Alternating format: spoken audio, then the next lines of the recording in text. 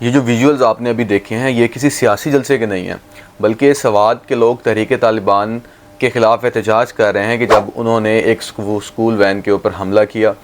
जिसके नतीजे में उसके ड्राइवर शहीद हो गए और काफ़ी बच्चियाँ ज़ख्मी भी हुईं। इस जलसे के तहत वो हुकूमत को और दूसरी तरफ तहरीक तालिबान पाकिस्तान को भी ये पैगाम देना चाहते हैं कि अब इस इलाके में मज़ीद इंसर्जेंसी बर्दाश्त की नहीं की जाएगी। अब इसके अलावा यहाँ पे बहुत से सवाल उठते हैं, जैसा कि तालिबान वहाँ क्या कर रहे हैं, तालिबान का दोबारा जन्म कैसे हुआ और हुकूमत पाकिस्तान को क्या स्ट्रेटजीज़ अपनानी चाहिए उन्हें वापस काउंटर करने के लिए, या कौन सी ऐसी स्ट्रेटजीज़ थी जो पहले फ़ेल हुई हैं। लेकिन आज के पॉइंट ऑफ ऑर्डर में हम ये डिस्कस करेंगे कि पाकिस्तान ने जो काउंटर इंसर्जेंसी टेक्निक्स जो हिस्ट्री में अपनाई हैं वो क्यों फ़ेल हुई, और आम तौर पर अगर देखा जाए तो काउंटर इंसर्जेंसी टेक्निक्स क्या होती हैं और उसके लिए इफ़ेक्टिव मेजर्स क्या होते हैं। आप सबके जहनों में जब काउंटर इंसर्जेंसी का वर्ड आता है तो जहन में यही आता है कि आर्मी को उतारा जाए या पुलिस को इस काबिल किया जाए कि वो टेररिस्ट को मारें, या उनके लीडर को तबाह कर दिया जाए, या उनकी कम्युनिकेशन ब्लॉक कर दी जाए। और यही तरीका आमतौर पर हर इंसान के जहन में आता है जब काउंटर इंसर्जेंसी की बात आती है। लेकिन इस वीडियो के अख्ताम तक हम ये साबित करेंगे कि ये काउंटर इंसर्जेंसी का सबसे इनइफ़ेक्टिव तरीका है और इसकी वजह से सही मायनों में कभी भी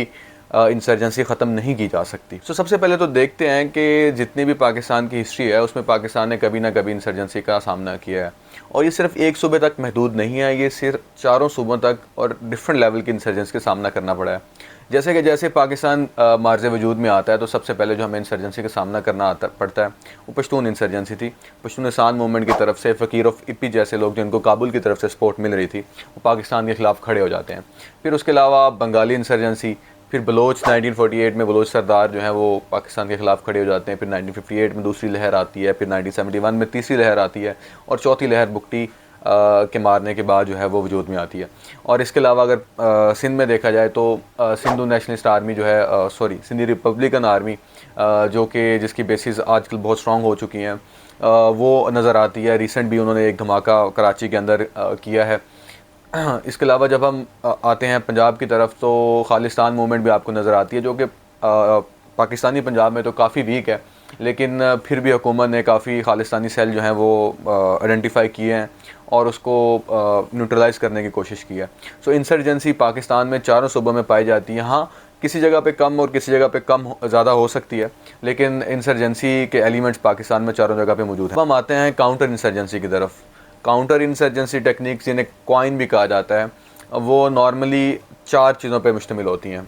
और सबसे पहले हम डिस्कस करेंगे नॉन मिलिट्री कि नॉन मिलिटरीली आप किस तरह इंगेज करते हैं एक काउंटर इंसर्जेंसी को ख़त्म करने के लिए। सबसे पहले तो अगर हम इंसर्जेंसी को देखें तो इंसर्जेंसी जो है वो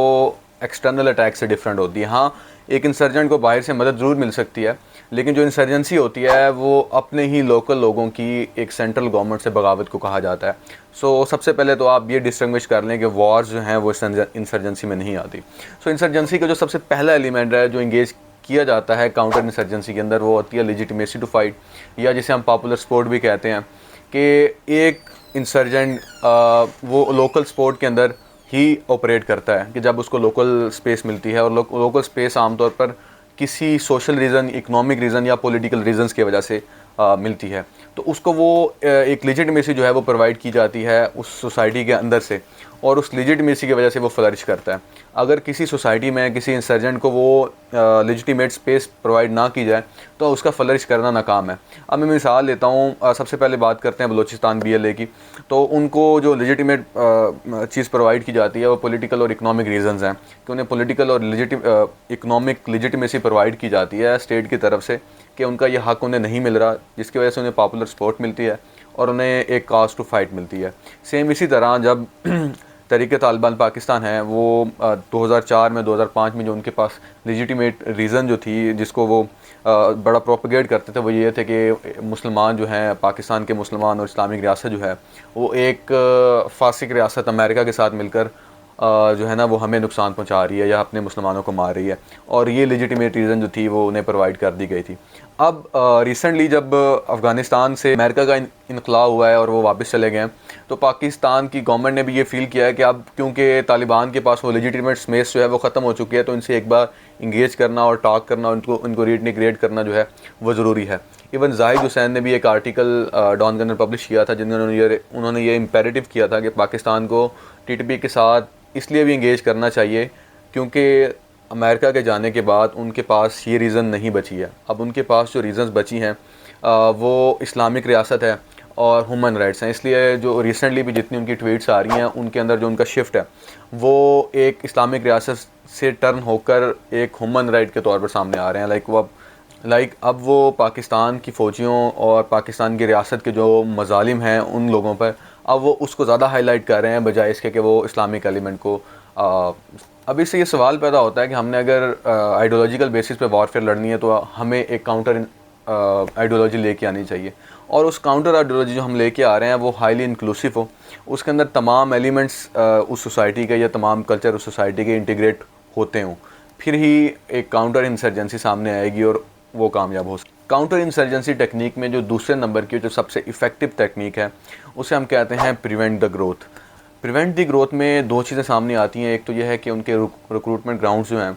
वो क्लोज़ कर दिए जाएँ, और दूसरी चीज़ ये होती है कि उनके इकनॉमिक्स और सोशल बैरियर्स जो हैं वो इतने इरेक्ट कर दिए जाएँ कि वो दोबारा ग्रो ना कर सकें।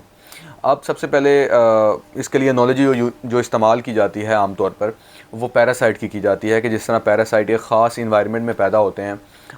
उनको एक ख़ास इन्वायरमेंट चाहिए होता है ग्रोथ के लिए, सेम इसी तरह इंसर्जेंट को भी एक स्पेसिफिक इन्वायरमेंट चाहिए होता है। अब इसकी मिसाल ये ले लें कि पाकिस्तान के एक सहाफ़ी ने एक दफ़ा कहा था कि if there is no poverty there wouldn't be any Taliban in Pakistan, कि अगर पाकिस्तान में वो गुरबत ना होती तो पाकिस्तान में तालिबान भी ना होते। अब इससे अंदाज़ा लगा लें कि जो ग्रोथ होती है वो वहाँ की इन्वायरमेंट की वजह से होती है। अब ख़ास तौर पे जो फाटा के एरिया है, जो रीइंटीग्रेशन से पहले वहाँ पे कोई पॉलिटिकल सिस्टम, कोई इकोनॉमिक सिस्टम और कोई सोशल सिस्टम जो था वो पाकिस्तान के साथ इंटीग्रेटेड नहीं था, जिसकी वजह से वो लेफ़्ट आउट थे, और वहाँ पे डेमोक्रेसी ना होने की वजह से अपवर्ड सोशल मोबिलिटी भी कम थी, जिसकी वजह से अब एक बार अगर इंसर्जेंसी क्रिएट होगी है तो वो विद इन जनरेशन जो है वो मूव करती रहती है। इसलिए काउंटर इंसर्जेंसी टेक्निक में ये चीज़ सबसे पहले आती है कि आप उस इंसर्जेंसी को अगली जनरेशन तक मूव ना होने दें,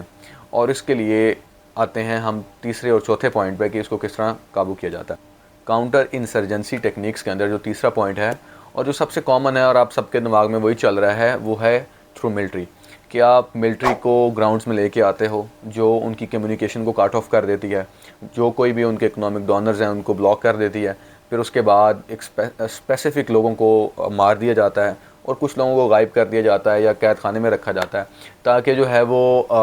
एक डेटरस क्रिएट हो जाए और एक डर का माहौल पैदा हो जाए जिसकी वजह से लोग इंसर्जेंसी के अंदर ना आएँ।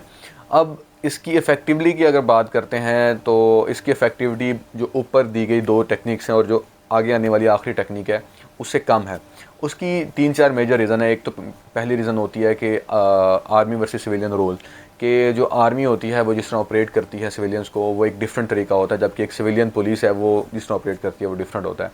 और आर्मी आम तौर पर इनडिस्क्रिमिनेट किलिंग की तरफ भी चली जाती है, जिसकी वजह से बेगुनाह लोग मरते हैं और उनके ख़ानदान के लोग वेंजेंस लेने के लिए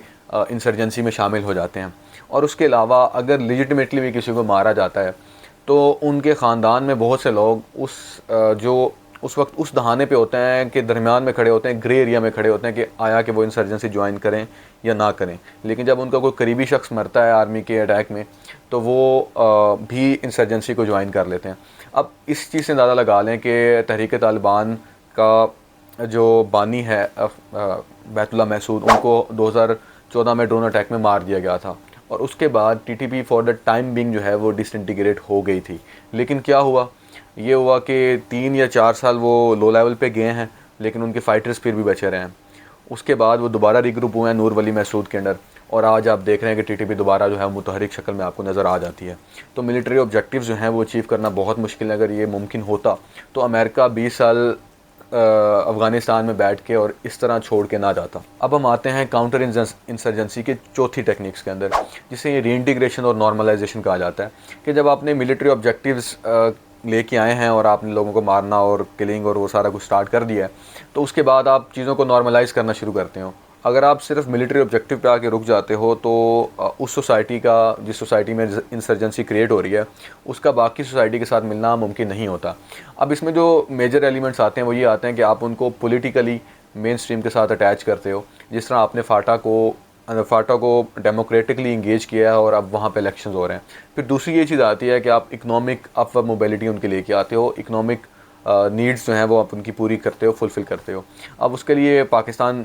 56 बिलियन का पैकेज पाकिस्तान ने रखा है, जो कि मैं समझता हूँ कम है, लेकिन ये इससे आप अंदाज़ा लगा लें कि वो इकोनॉमिक जो उनकी प्रॉस्पेरिटी है वो ज़रूरी होती है कि वो जो लेफ़्ट आउट फीलिंग है उसको ख़त्म करने के लिए। तीसरी जो चीज़ आती है वो सोशल मोबिलिटी आती है कि आप उनको सोशली तौर पर भी इंगेज करते हो, उनको अपने कौमी धारे के अंदर शामिल करते हो, उनके कल्चर को या उनकी जो फीलिंग्स हैं, उनके इमोशंस को आप ओन करते हो। जब तक आप ओन करने की फीलिंग नहीं लेके आएंगे तब तक वो इंसर्जेंसी जो है वो दोबारा रहेगी। अब उसके बाद तीसरी एक और चीज़ भी आ जाती है कि जो उनके फ़ाइटर्स हैं जो आपके साथ मिलना चाहते हैं, क्योंकि ये इंसर्जेंसी है, ये वॉर नहीं है कि जो लड़ रहे हैं वो बाहर के लोग हैं, वो आपके अपने ही लोग होते हैं। आप उनको भी इंगेज करते हो और उन्हें वापस अपने मुल्क के अंदर जो है ना इंटीग्रेट करते हो। अब इससे ये अंदाज़ा लगा लें कि इस वक्त टीटीपी के 2000 से 3000 रफली फ़ाइटर्स हैं। मैं ये भी एक आइडियल स्टेज पे बता रहा हूँ, यानी कि इससे ज़्यादा हो सकते हैं, इससे कम नहीं हो सकते। अब आप मैक्सिमम उनके 2 या 300 कह लें कि फ़ाइटर मार देंगे। नीचे वाले 1000 लड़ जो हैं वो ऐसे होते हैं कि जो ग्रे जोन के अंदर होते हैं, जो किसी वक्त भी इंसर्जेंसी को छोड़ना चाहते हैं, जिनको अपनी फैमिली या बाकी नीड्स की वजह से वहाँ रुकना पड़ रहा होता है। तो अब अगर आप उनके ऊपर वाले 200 या 300 आदमी मार भी देते हैं तो आपको जो नीचे वाले 1000 लोग हैं वो वापस रीइंटीग्रेट करना पड़ेंगे। अब एक मिसाल लेता हूँ, खालिद खुरासानी जो थे वो जब टीटीपी डिसइंटीग्रेट हुई है तो उन्होंने अपनी अहरार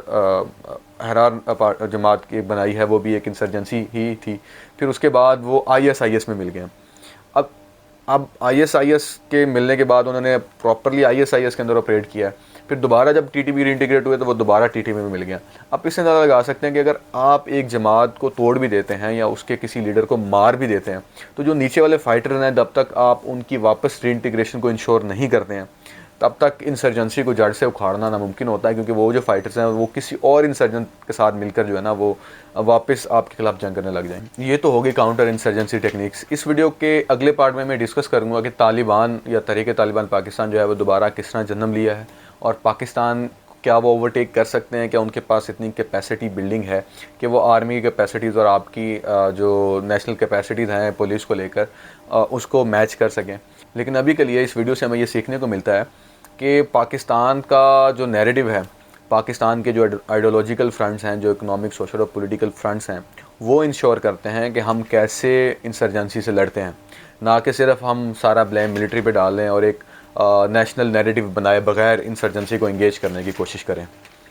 वीडियो के इख्तिताम पे तो भाई मैं यही कहूँगा कि यार हमारा चैनल सब्सक्राइब कर लो।